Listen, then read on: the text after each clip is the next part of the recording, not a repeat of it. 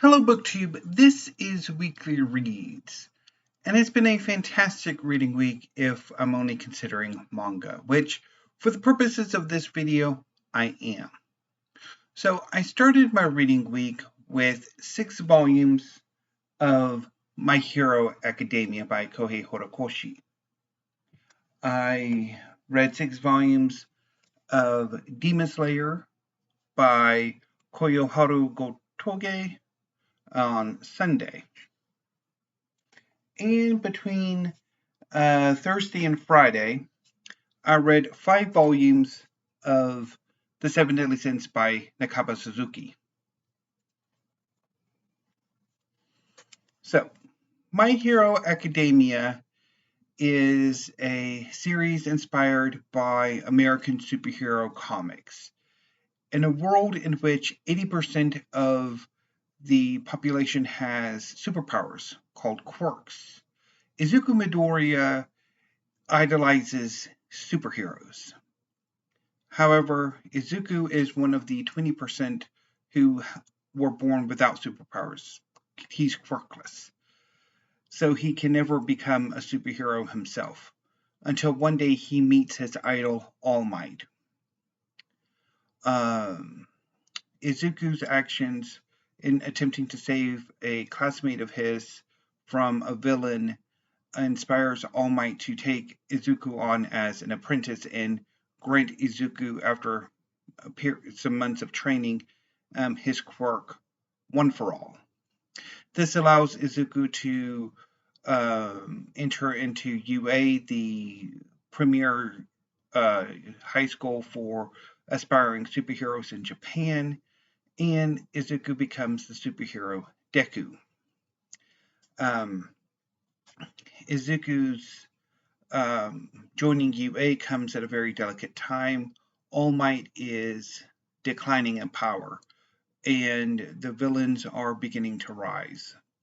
So, when I left off last week, the League of Villains, the primary villainous organization in the series, were challenged by another villain group called the Meta Liberation Army. And so there's a villain versus villain showdown happening in the first part of these volumes. Initially, I was concerned because I'm like, why exactly are the villains fighting each other? But then there's an explanation, and it makes a lot of sense, and it is awesome. So, the Meta Liberation Army is a terrorist organization that desires to repeal the stringent regulations that the population have to live under in order to use their quirks. The Meta Liberation Army wishes for the people to have uninhibited usage of their quirks. And their plan is to basically, by forcing the League of Villains to attack their town, they will be able to argue that with the heroes who are working with the Meta Liberation Army, as well as its civilian soldiers teaming up against the League of Villains, that they can argue that the regulations should be amended or preferably abolished. However, while the Meta Liberation Army has over 100,000 soldiers, and the League of Villains have less than 10, quality outweighs quantity. And it's amazing, it's an amazing arc. There are a number of really cool fights, and especially, so a number of series have character pages, particularly the ones that are put out by Viz. And in this edition, or in this volume, since the focus is more on the villains, they actually get the entirety of the character pages.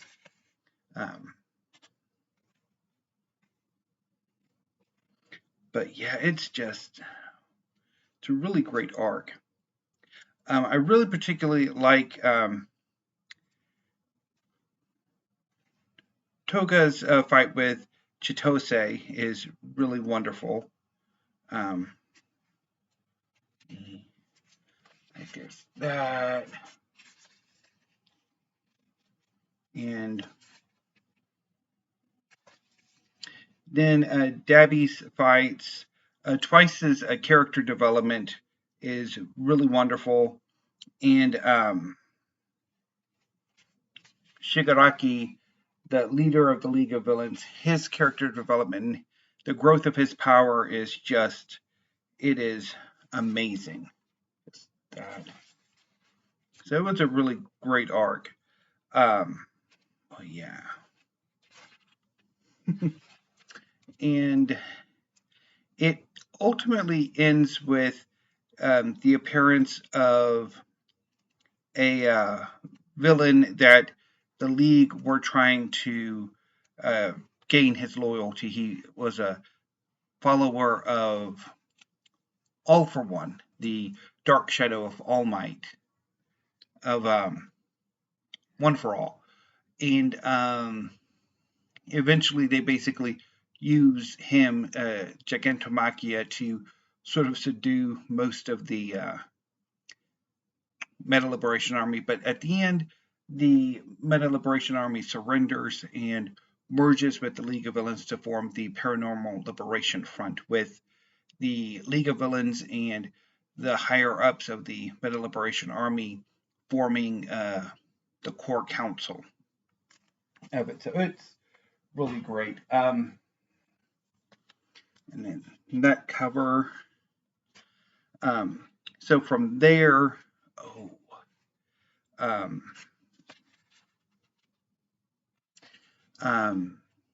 the series shifts focus back to the main characters, and at this point, the Public Safety Commission, the people who oversee the heroes, are recognizing something's coming, and they need to be prepared. The heroes need to be prepared. The students need to be prepared. So they're enforcing another round of work study. However, our two main characters, Izuku and Katsuki's mentors, well, okay, so not it was supposed to be, but he never really was. But two of the heroes that they had done work study with were either, because one's dead and the other is missing, were unavailable. Shoto Todoroki, sort of the third main character, invites Izuku and Bakugo to join him in working with his father, Endeavor, who is the current #1 hero in Japan. And it is amazing. Just amazing. Because there's a really fun part where, oh yeah, this scene of Endeavor,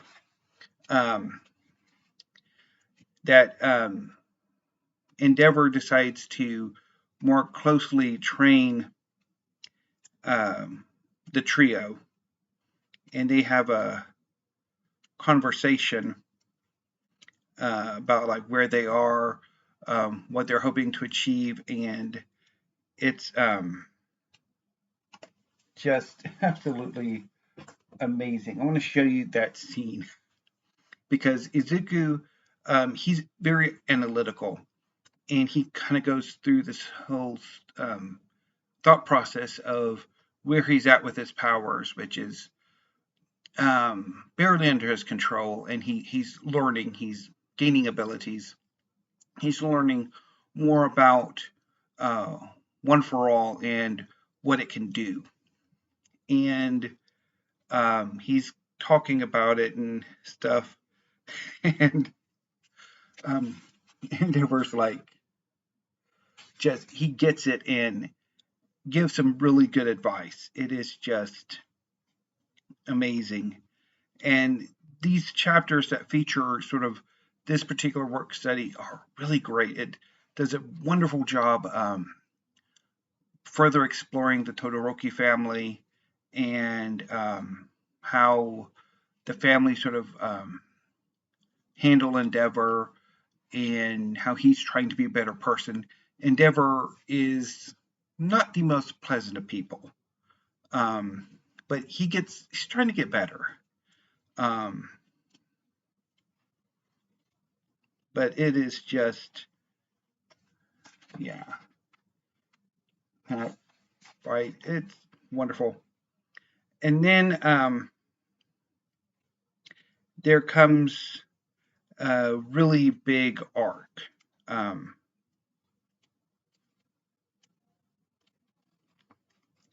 That basically, with the merger of the Meta Liberation Army and the League of Villains, Shigaraki undergoes a procedure to further enhance himself to become the new All for One. And the heroes learn of this, and that once Shigaraki's finished the procedure, they're going to launch a massive attack on Japan. And the heroes join together to preempt this. So a group of heroes launch an attack on the hospital, where in secret underground lab the procedure is taking place. Another group of heroes are tasked with evacuating the city, and a third group attacks the main sort of meeting point of the Paranormal Liberation Front. And it's an awesome little war. It is amazingly well done. Just the fight between Hawks and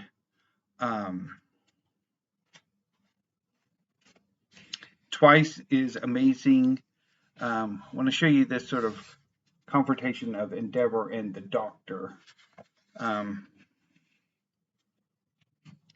then Mirko, one of the higher ranking heroes, her fight with the Nomu is amazing.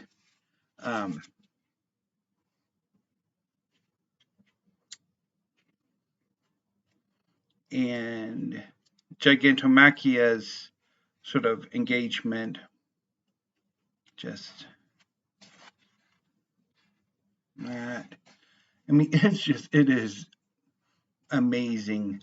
And it looks like for much of this that the heroes are going to win. But then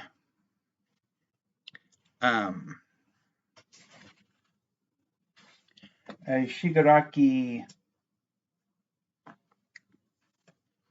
wakes up and he takes the field and activates Gigantomachia and begins to fight himself, and it is just, it's a wonderful image right there. And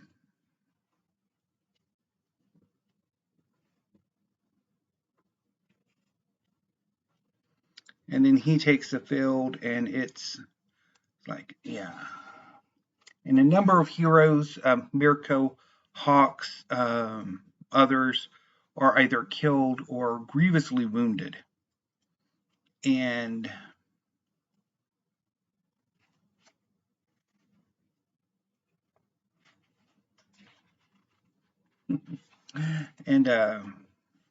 basically the battle ends with a fight between Shigaraki, who's after Izuku, Bakugo, Endeavor, Shoto, and a whole slew of others. And it is just Yeah, it ends on one amazing little, I mean, it ends on a heck of a cliffhanger. Just that, and particularly with Bakugo, that is really great moments there. And then, so yeah, I had an absolute blast with these volumes. Just absolute blast, and I cannot wait for more. Just well, I basically have like 5 volumes left, so you can pretty much guess what I will be reading tomorrow. Okay, so on Sunday, I read the first 6 volumes of Demon Slayer. So, Demon Slayer is a series set in the Taisho era of Japan, and it's about a young man named Tenjiro whose family was slaughtered by a demon, and his younger sister Nezuko was infected by demon blood, turning her into a demon. And while she initially tries to attack and eat Tanjiro, she stops herself. And all this happens while a member of the Demon Slayers come to kill her. But he is convinced to let Tanjiro become a Demon Slayer to not only protect others from demons, but also to protect his sister and hopefully try to find a way to cure her of her demonic infection. So he goes and travels to a former member of the Demon Slayers to train, and then he goes and successfully completes his training and is sent on missions. These missions are varied and rather quick paced, a few chapters long, until he goes to, and during his journey, he learns that there's only one demon who can infect others. And he's the main antagonist of the series, and that he has a whole slew of lesser demons under him, some of whom are incredibly powerful. So the two really big, well, relatively speaking, arcs in these volumes are basically he and 2 other young demon slayers get caught up in an enchanted castle. One of the trio, Zenitsu, is basically a scaredy cat until he's knocked unconscious, and then he's a kick-ass. And Inosuke, a very muscular young man who wears a boar's head mask and no shirt. And they kind of team up. And so they go to later they go to a to a forest that's haunted by spider demons, and those are some wonderful fights there. And then they are captured by the demon slayers because apparently the leader of the demon slayers neglected to tell the others that he's okay with Tanjiro traveling with his demon sister Nezuko, and that Nezuko is not a danger because she refuses to eat humans. And it's just, I really love these 6 volumes, and I cannot wait for more. In fact, I basically already ordered 6 more. So, yeah. Let me see if I can find some really cool images to show you.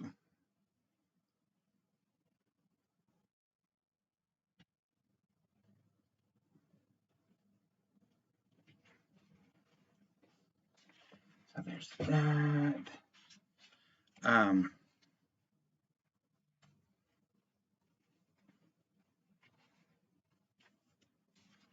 and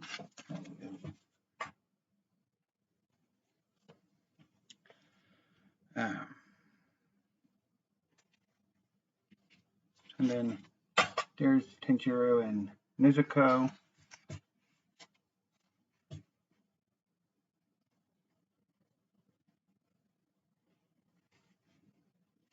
And then that scene,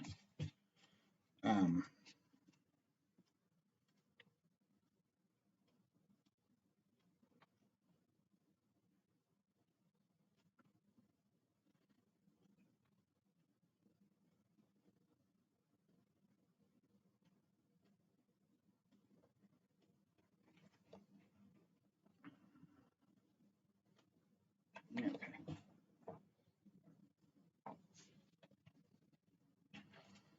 So yeah, it was really great. Oh, yeah, that's one of the demons in this old mansion.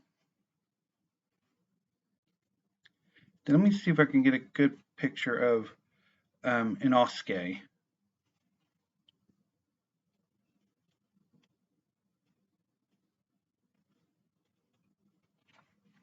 So this is Inosuke here, and then the cover model for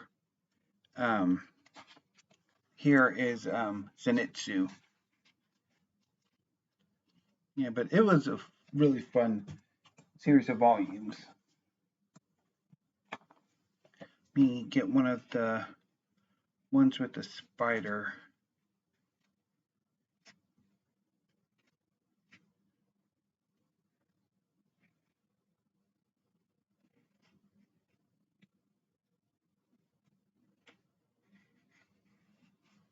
Just it's really great stuff. Okay. And then I read volumes 24 through 28 of the Seven Deadly Sins. So the Seven Deadly Sins is a series inspired by Arthurian legend. It takes place in the land of Britannia, particularly in the kingdom of Lyonesse. So one day, the Princess Elizabeth goes in search of the Seven Deadly Sins. An order of superhuman knights called the Holy Knights have overthrown the kingdom and imprisoned her father, King Bartra. Elizabeth goes in search of the Seven Deadly Sins, another order of superhuman knights, in order to elicit their support to help her restore her father to his throne. 10 years previously, the Seven Deadly Sins were accused of assassinating the then leader of the Holy Knights and trying to overthrow the kingdom. So Elizabeth and the leader of the Seven Deadly Sins, Meliodas, go in search of the other six and restore Bartra to his throne. Once this happens, however, the plan of the current leaders of the Holy Knights comes to fruition, and the demons who had been sealed away for 3,000 years are released. Both leaders of the Holy Knights were influenced by demons in one way, shape, or form, one of whom by direct possession and the other by suggestion. So in these volumes, the war against the demons is not faring well. Meliodas has been taken off the board and has returned after a long period of inaction. The Kingdom of Lyonesse itself, the capital, is under threat from a group of demons attacking, and the Boar's Hat is under attack.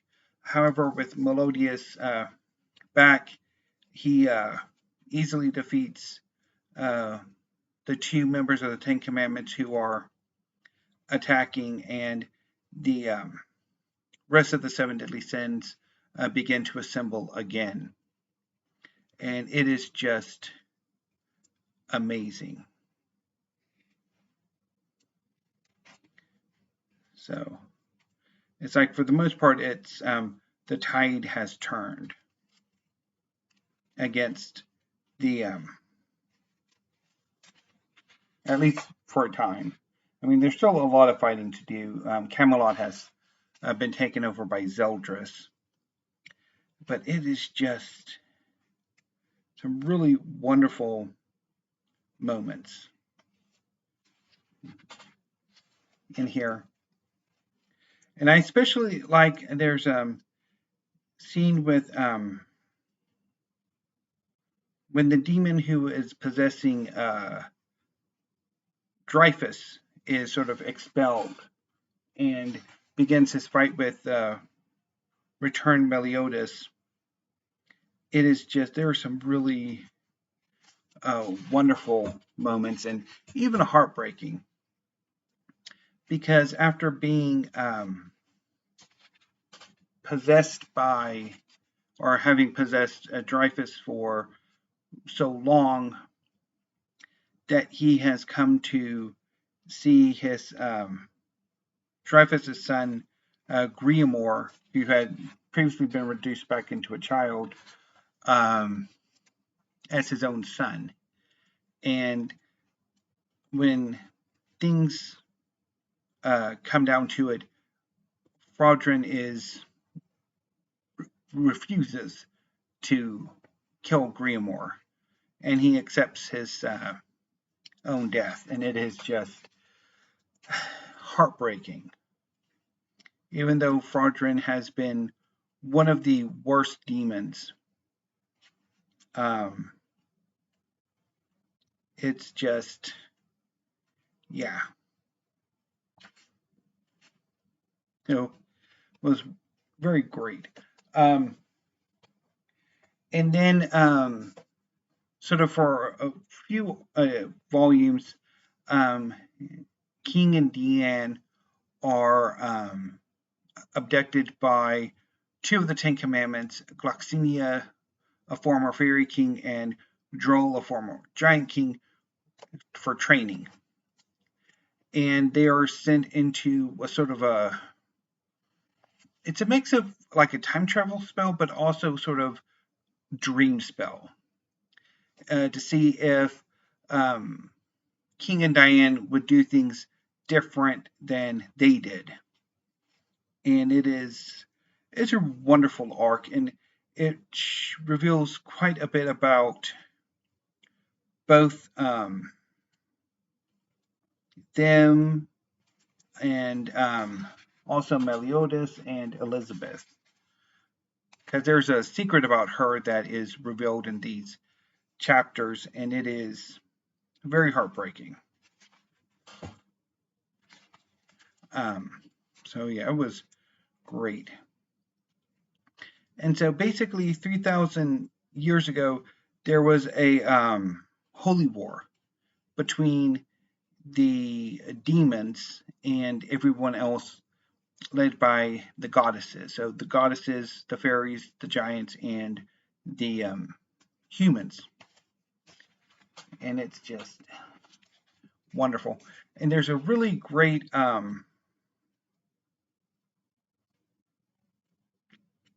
arc about with Gowther and his backstory, and it is really great. A little side story as well.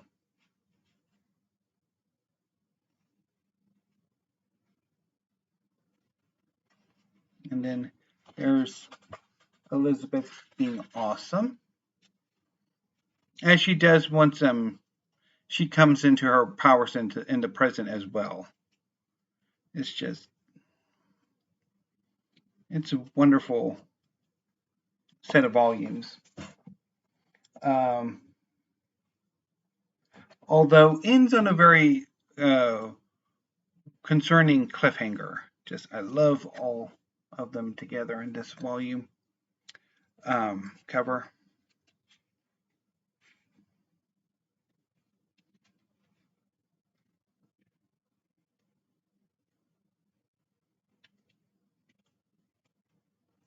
And also in this volume, the relationship between Deanne and King sort of fully blossoms, and somebody gets their wings. It's great. And Gallagher having his issues, so I had a blast with these. It is wonderful. I want to show you from this volume.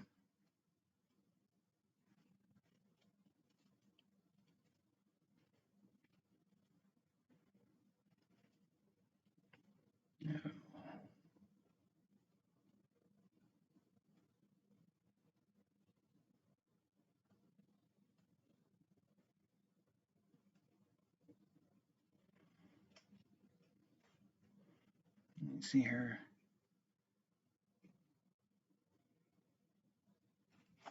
Yeah.